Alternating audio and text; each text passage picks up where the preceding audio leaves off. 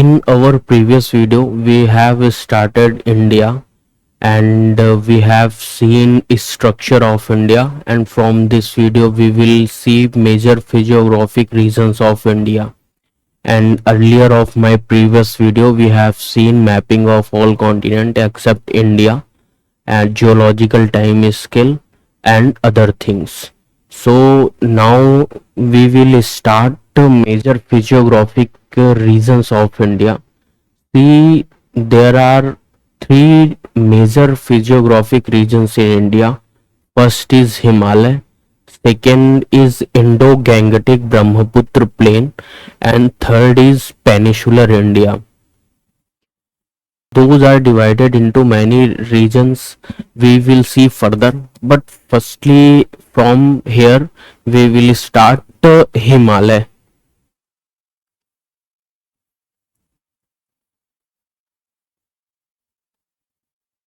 Himalayas.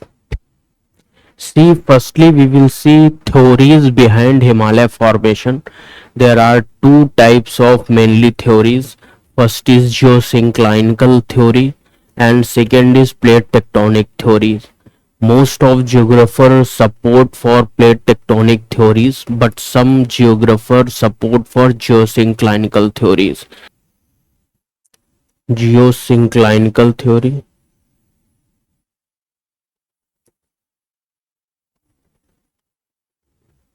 Theory and plate tectonic theory. Plate tectonic theory. See, geosynclinal theory majorly supported by Argand,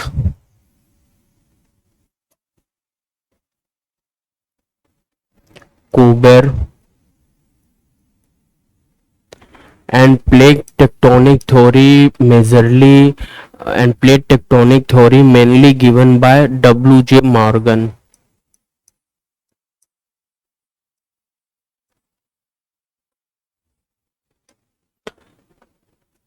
Now we will see geosynclinal theory.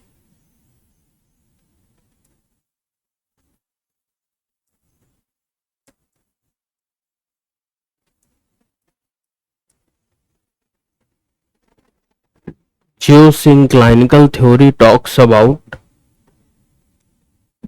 if it is Laurentian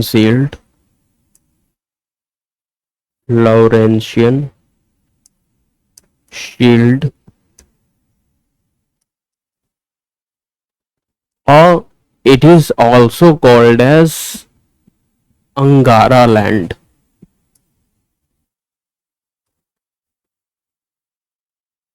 Angara land, and here Gondwana land.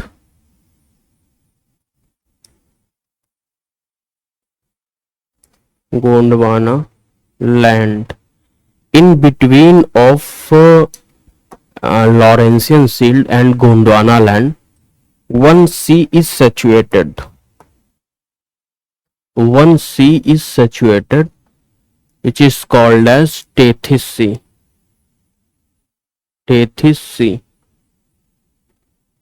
So geosynclinal theory talks these physiographic region moving from west to east. These physiographic region moving from west to east. That means it is west and it is east, because earth rotation is from west to east. So that's why these physiographic region are moving from west to east, and due to movement of these physiographic region, here some eroded material occurred, and these eroded material deposited in these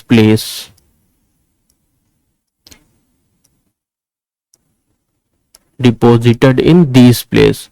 And when Tethys Sea was raised in Cretaceous period, these deposition led to form three successive ranges of Himalaya. So this is geosynclinal theory of Himalaya formation. Now we will see plate tectonic theory. Plate tectonic theory. Plate tectonic theory. Plate tectonic theory has two parts. From first part, Trans Himalaya was formed, and from second part, rest of Himalaya was formed. So firstly we will see first part. So plate tectonic theory talks if it is Eurasian plate,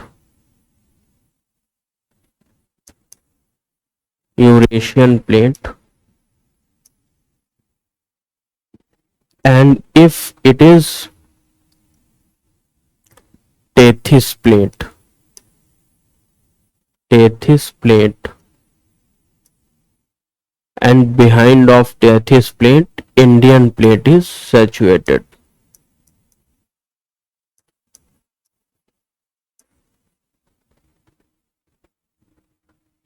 So plate tectonic theory talks Tethys plate and Eurasian plate convergence with each other.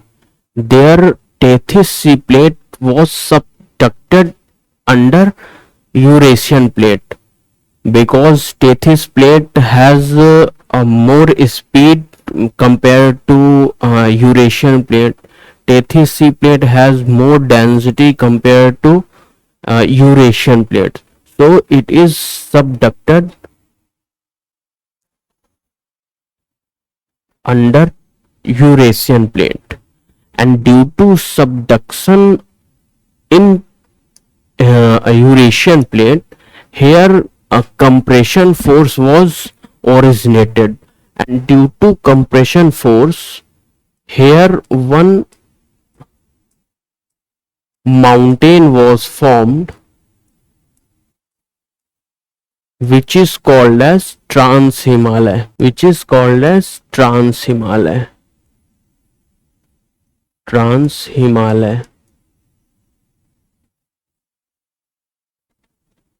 and Tethys Sea plate converted into ITCZ. It is ITSZ in the Shashankpo suture zone. So this is first part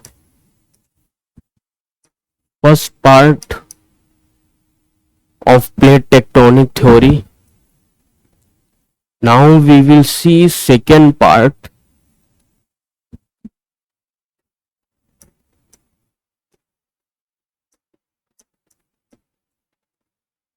So second part talks about if it is Eurasian plate,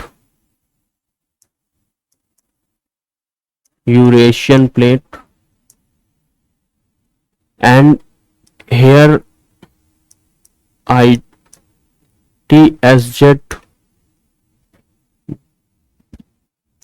because of Tethys Sea plate subducted under Eurasian plate, and here Indian plate, and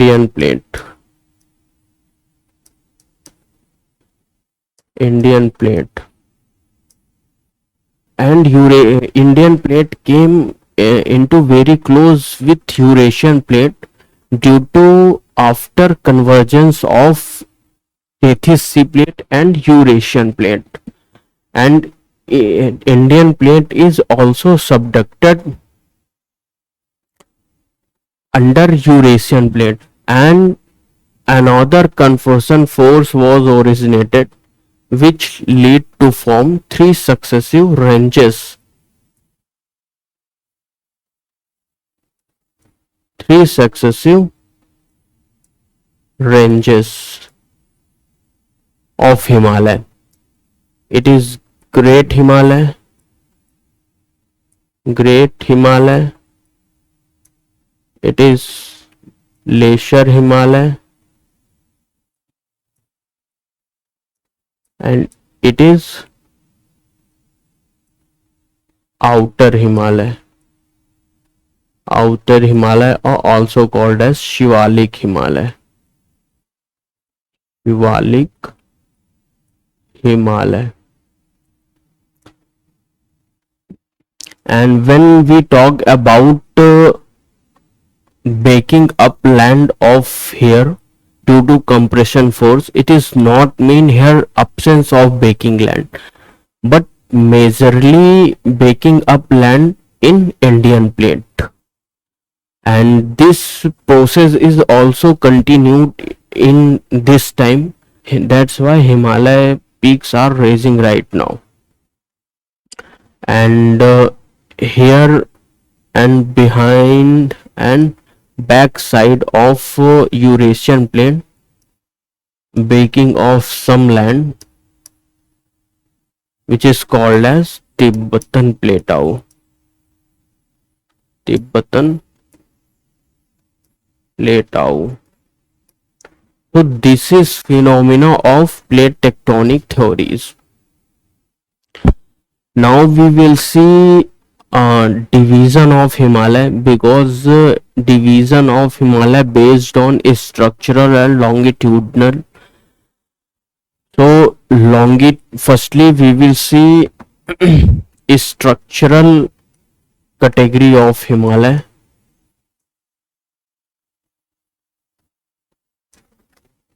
Structural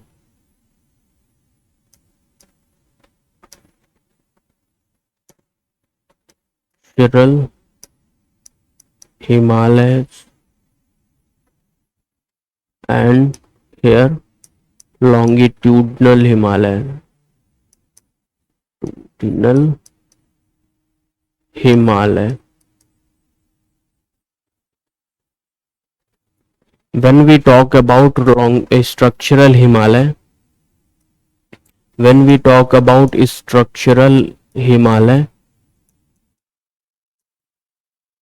first Himalaya is called as Trans Himalaya. Trans Himalaya. Second Himalaya is called as Great Himalaya. Great Himalaya. Third Himalaya is called as Lesser Himalaya.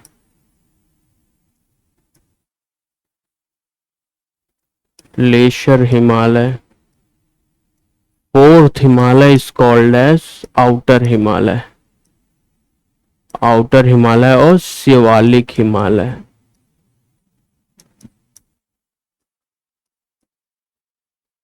Shivalik Himalaya. In between of Trans Himalaya and Great Himalaya, you can see ITSZ.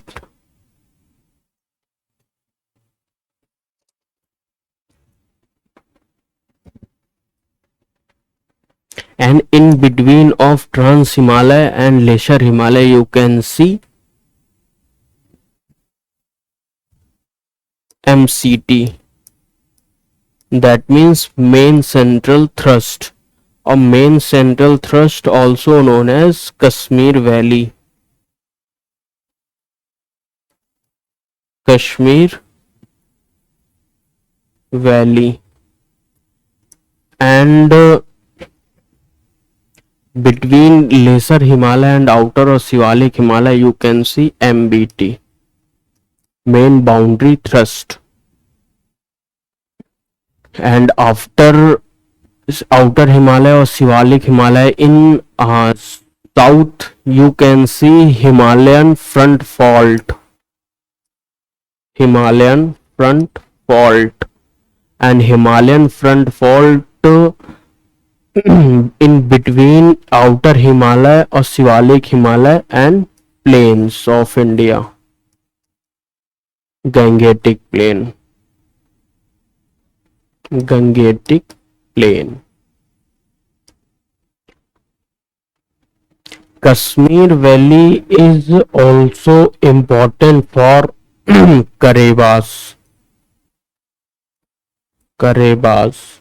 Karebas is one type of soil which is most important for cultivation of almond, walnut, and saffron. So that's why Kashmir Valley is important for almond, walnut, and saffron production. So this is categorization of Himalaya on the basis of structure. Now we will see longitudinal Himalaya. Longitudinal Himalaya.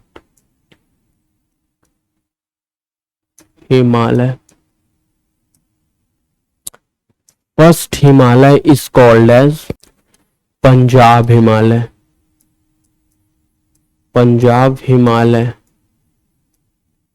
Second Himalaya is called as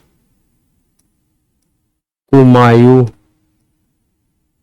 Himalaya. Third Himalaya is called as Nepal Himalaya.